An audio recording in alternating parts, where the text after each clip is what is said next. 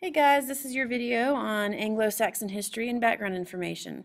We're going to start off by talking about the people that invaded the British Isles. There were many different groups of people that invaded over the years. The first main group of people we're going to talk about are known as the Celts. They invaded the British Isles for a period of about 200 years between 800 and 600 BC. They were farmers and hunters, lived off the land, were fairly peaceful people. And they were divided into two different groups. We call them the Brythons and the Gaels. If you look at a map of the British Isles, this is where the Brythons settled, and this is where the Gaels settled.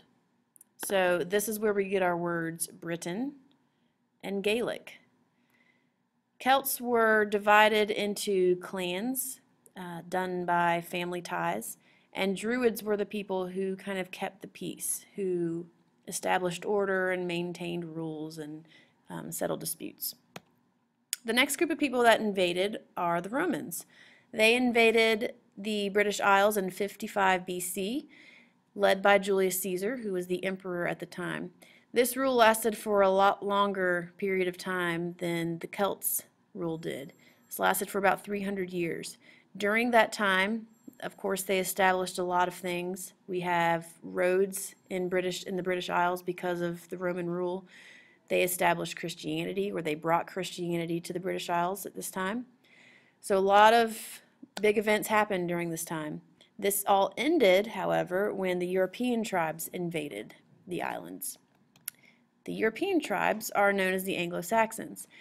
They are from the country of what is now known as Germany. So they are Germanic tribes. There are a lot of different tribes that invaded. The three main tribes that we're going to discuss are the Angles, the Saxons, and the Utes. Angles, you can see this term here looks very similar to English. That's where we get that word. And just like the Celts, they were peaceful people, lived off the land. They were fishermen and farmers and hunters. And they took over the main island of England and Wales. So other invasions, we're not going to talk about these as much. That doesn't mean they're not significant, but we're just not going to talk about them as much. The Norsemen from Norway invaded, and the Danish from Denmark. It is kind of important to understand a little bit about the Danes. When we read Beowulf, we do have, it's actually set in Denmark. So that's why it's important to understand that they invaded the British Isles, so it was a big piece of their culture. These people were also known as the Vikings, and then we had the Norman invasion, or the Northmen, and they were descendants of the Vikings. The Normans brought with them the idea of feudalism. So this is a system that was set in place that kind of helped with the class system. We have this pyramid back here that I'll discuss in just a minute, but you can kind of see how everyone works for someone else. It was essentially an exchange of a property or of something for working, for your service. So you can see here that the peasants worked for protection, for shelter, and for food from the knights. The knights worked for food, protection, and shelter for the lords, who in turn worked for the king. So everyone eventually worked for the king, who worked for nobody because he was at the top. So you can kind of see, using these arrows here, what was given and what was gained by the other person. Feudalism ended when the Black Plague swept through and killed thousands and thousands and thousands of people. Because so many people died, there was no longer a need for a system like this. So feudalism kind of went away with the Black Plague.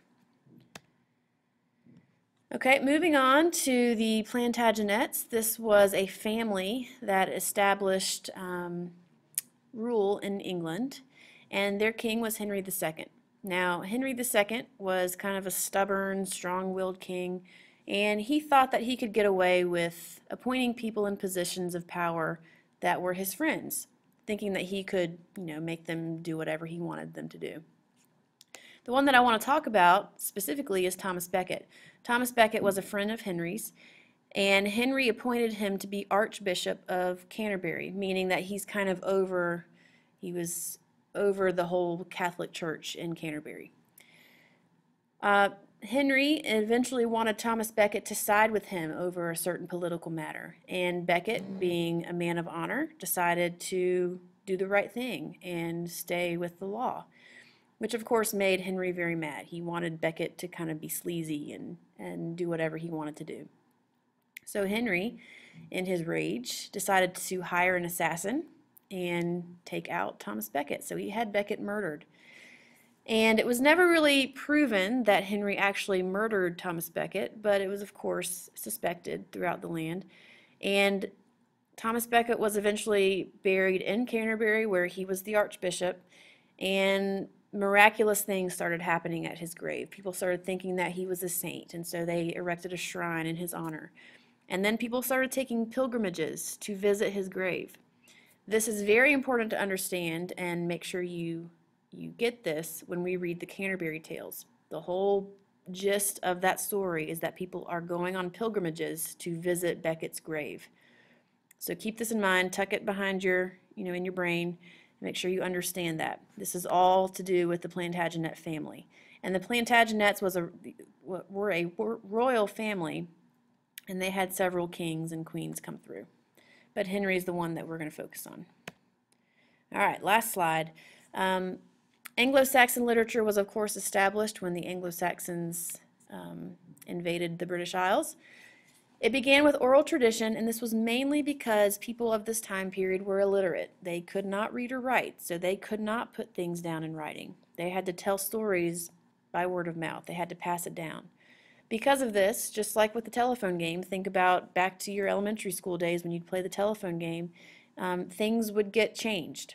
So you'd have people that would add things, take things away, forget certain parts of a story and change it. And so no two stories were ever the same that were told. We have two types of poems that were used in this time period. We had heroic and elegiac.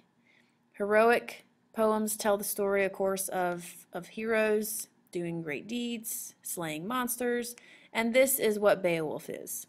Okay, it's considered the national heroic epic of England, or the national epic, really, of England.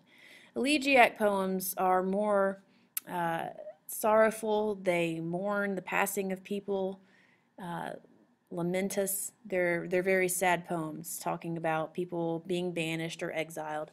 And that's what the two poems that we're reading tomorrow are. So the Seafarer and the Wife's Lament are both these types of poems.